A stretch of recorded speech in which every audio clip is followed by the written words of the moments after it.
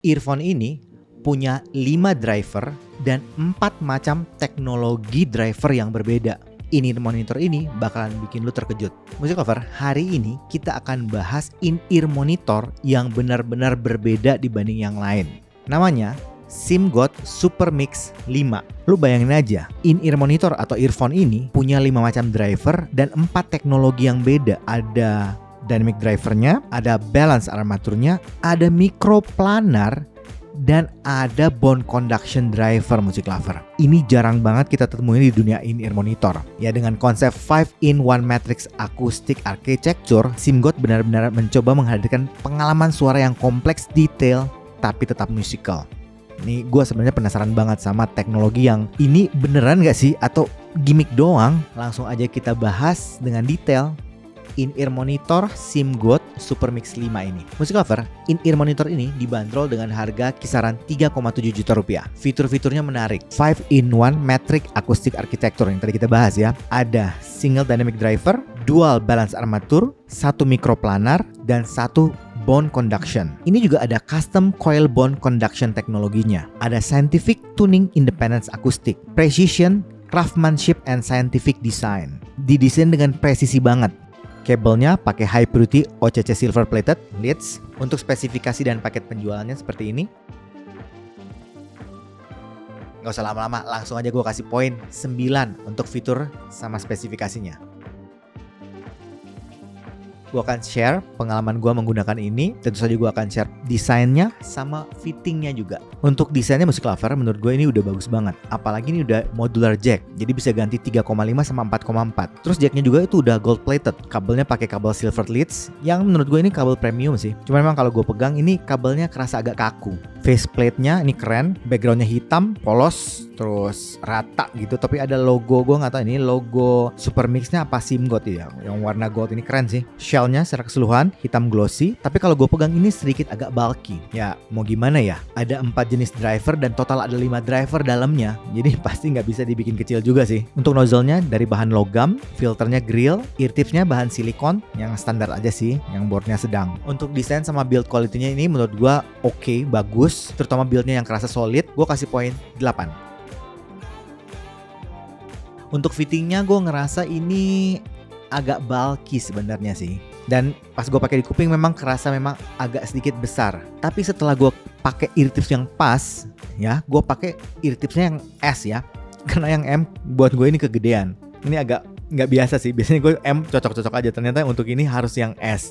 Tapi begitu gue pakai yang S, nah ini snug, ceilingnya, isolasinya semua pas, dapat banget. Dan nyaman ternyata di kuping. Jadi walaupun kelihatan bulky dan memang sedikit agak kerasa bulky, tapi fitnya nyaman, snug loh di kuping. Karena itu gue kasih poin 8. Nah, gue mau cerita satu lagi yang agak unik nih Music Lover. Music Lover, waktu gue sentuh faceplate-nya, itu ternyata kayak ada geter-geternya gitu. Jadi kayak ada per mungkin ya, atau ada apa gitu. Jadi kayak ada dung-dung-dung gitu.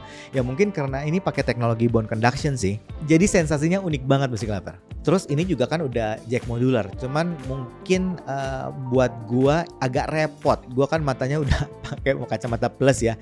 Jadi untuk masukin jack modularnya itu agak susah karena agak pointing untuk positioning yang pasnya itu agak susah. Dan kalau misalnya Music Lover salah positioning, itu jadinya fasanya kebalik, jadi nggak enak. Jadi harus benar-benar pas supaya dapat bunyi yang oke.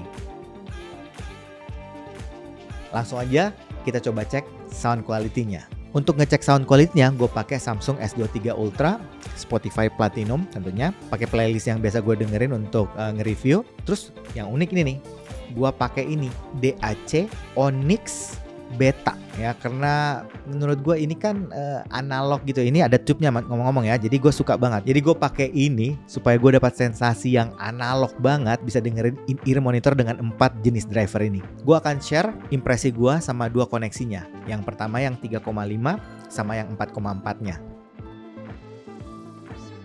Untuk jack 3,5-nya, arah suaranya menurut gua ini cenderung V-shape, jadi main aman aja.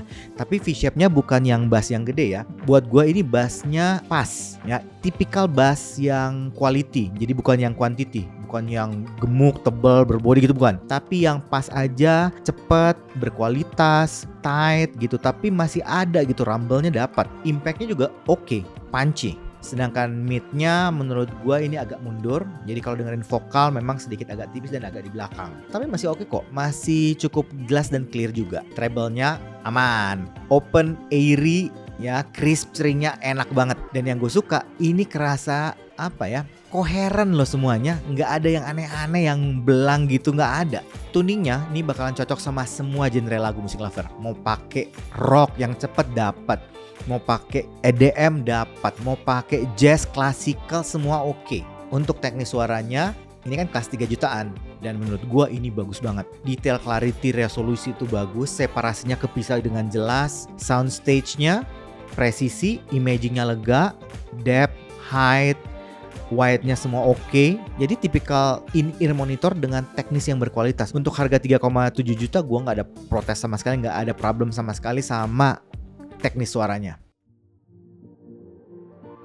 Untuk koneksi 4,4, udah pasti 4,4. Yang pertama, powernya naik signifikan, lebih clean, lebih bersih. Tapi ternyata ada tonal yang sedikit berubah menurut gua. Itu di bagian mid-nya kerasa lebih smooth, lebih halus, dan kerasa lebih tebal juga. Jadi cenderung agak naik tuh mid-nya. Jadi dengerin vokal itu jadi kayak kerasa U-shape gitu. Bassnya juga kerasa lebih berbody di 4,4. Ya mungkin karena kerasanya powernya lebih dapet gitu ya. Overall ya, secara teknis improve untuk yang 4,4.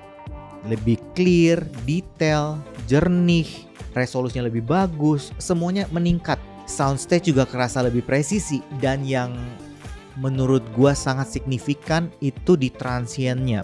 Itu lebih responsif lagi, lebih cepet.